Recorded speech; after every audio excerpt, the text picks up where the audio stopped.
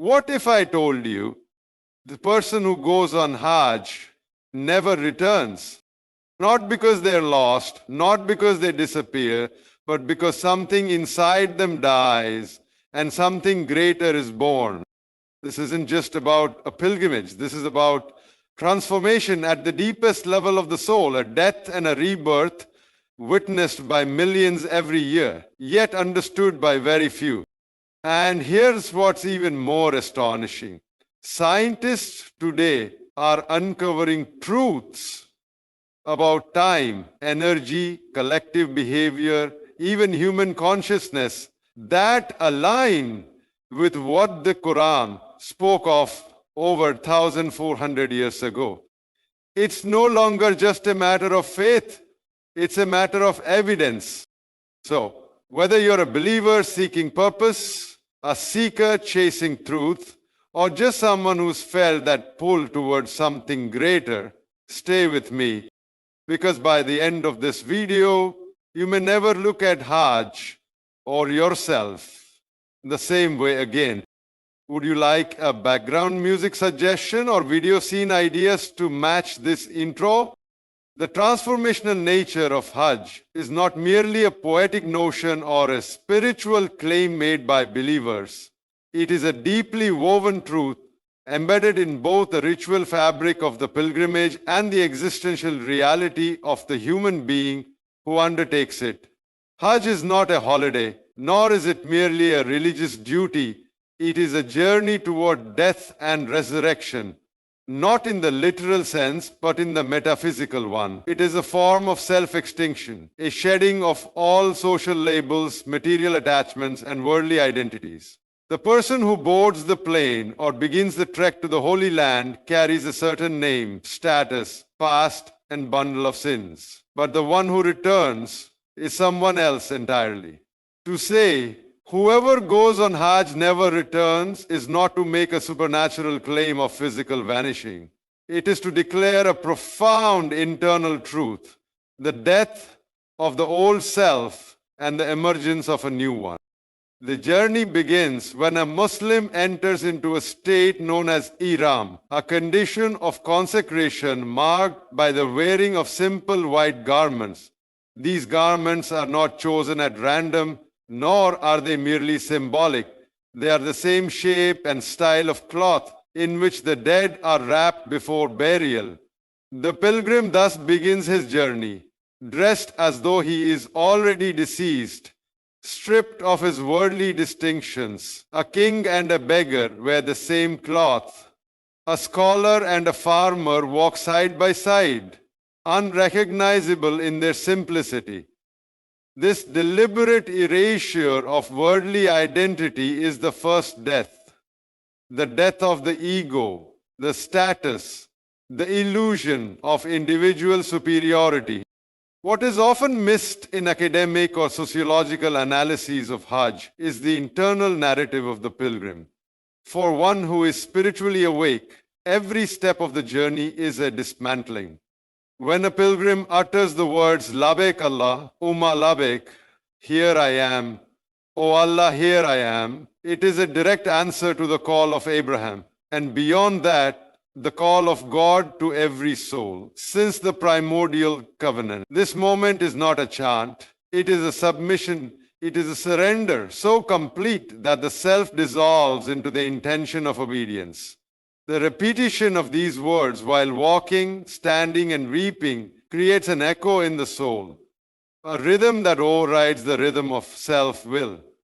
The pilgrim is not going to Hajj, he is being pulled. He is not seeking God, he is answering a call. When the pilgrim reaches the Kaaba, he is no longer looking at a black cube. He is looking at the focal point of all prayers across the earth. He sees not stone, but a gravitational center of spiritual consciousness. The tawaf, the circling of the Kaaba, is done 7 times, counterclockwise, in a motion that mirrors the orbits of celestial bodies, the movement of electrons around the nucleus, the choreography of the universe itself. The self is not central here, the self is orbital. revolving around a point that is not itself. In this act, the pilgrim reconfigures his own psychological orientation. No longer does he consider himself the axis of reality. The Kaaba becomes the physical symbol of a spiritual truth that God is the center and everything else must revolve in submission to him. Each step of Hajj is a controversy with mortality. The standing at Arafah in particular is likened by scholars to the Day of Judgment. Imagine millions standing in the plain of Arafah under the sun in silence and supplication, stripped of wealth, recognition, and power. There are no thrones on Arafah. There are no microphones or parades. There are only hearts exposed before their Creator. It is said that Satan is never more humiliated than on the day of Arafah, for he sees the sons of Adam weeping, baking, and being forgiven.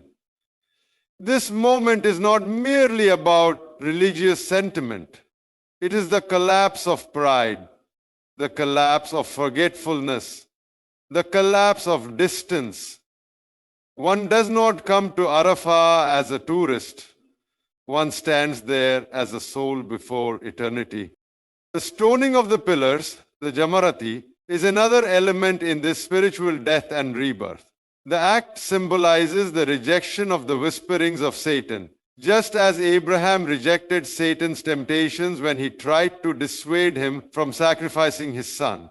But on a deeper level, each stone cast is a declaration of war against one's own inner enemies: arrogance, envy, hatred, lust, doubt. The pilgrim does not merely throw pebbles at stone pillars. He hurls his weaknesses into the void. The intensity of this act is not in the muscle, but in the will, in the willingness to change, to let go, to defy the self that clings to darkness. Slaughtering the animal, the Qurbani, is not a tribal ritual. It is a reenactment of the Abrahamic willingness to sacrifice that which is most beloved for the sake of God. In a psychological frame, it is a sacrifice of the idol of attachment. Whether it is wealth, children, career, or self-pain, every human being has an Ishmael, something he loves so deeply that it risks becoming an idol. When the pilgrim offers a sacrifice, he is not merely commemorating Abraham's devotion. He is confronting his own idols and placing them on the altar of surrender. The final rituals, the shaving of the head, the farewell tawaf, mark the completion of the cycle. When the pilgrim shaves his head, it is not merely a cosmetic gesture. It is a symbolic cleansing. Hair in many cultures represents pride, identity, and self-expression. To remove it willingly is to say, I begin again. It is a spiritual rebirth, a renewal that is both visible and felt. The body that returns from Hajj may be the same, but the soul is reconfigured. Modern psychology tells us that significant rituals, especially those performed in large communities, have a powerful impact on the human psyche.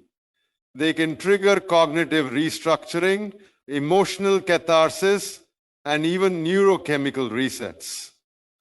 When one considers Hajj from this angle, it becomes clear that its effect is not only spiritual but neurological. The emotional intensity, the physical exertion, the sensory overload, and the profound meaning all combine to create a state where the mind is open to transformation. Add to that the spiritual intention, and the result is a permanent change in worldview. The person who returns may still bear the same name and face, but the internal architecture has been rebuilt. This is not mysticism. It is an observable reality. Many who return from Hajj report shifts in personality, more patience, humility, contentment, and a deeper sense of purpose. It is for this reason that scholars and sages throughout history have said that a true Hajj transforms a person forever. It is not a break from life, it is a confrontation with it. It is not an escape, it is a mirror. The intensity of the experience burns away the illusions one holds about the self and the world. The past sins are not just forgiven in a theological sense, they are also stripped of their psychological hold. The guilt, shame, and regret that often accompany years of moral failure are washed away in the tears of Arafah, in the sweat of Tawaf, and in the prayers uttered in the darkness of Muzdalifah. The heart feels light, not because a ritual was completed, but because a burden was lifted. The Quran speaks of Hajj as a purification and a station of witness. It is a station because it brings the soul to a standstill, to a confrontation with its own reality. It is a purification because it cleanses not only the outer self but the inner one.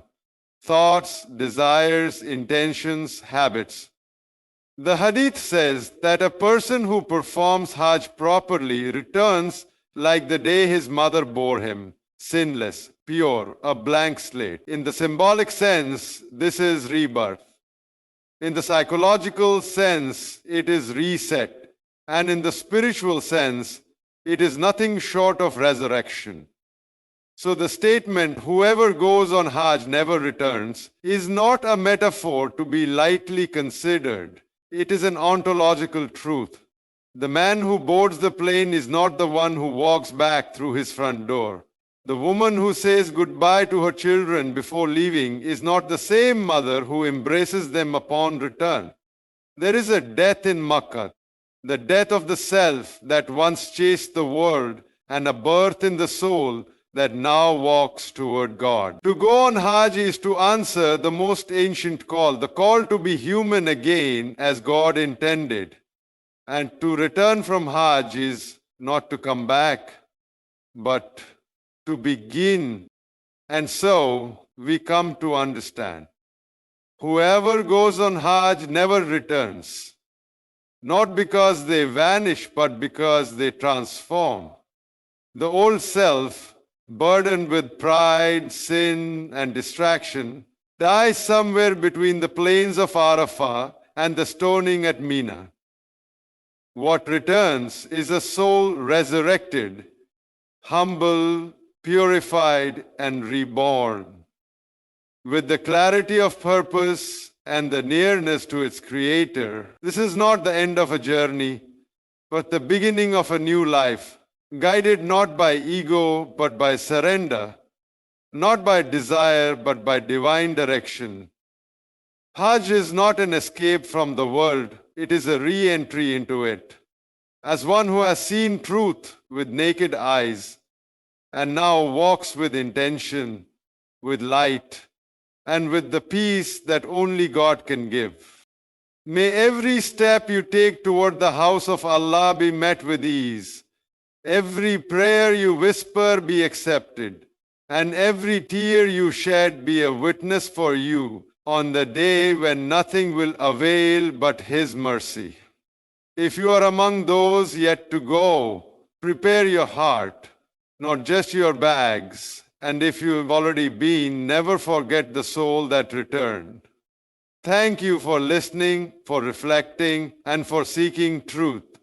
May your journey, whether physical or spiritual, bring you ever closer to the one who calls us all. Good luck, and may peace and light accompany your path.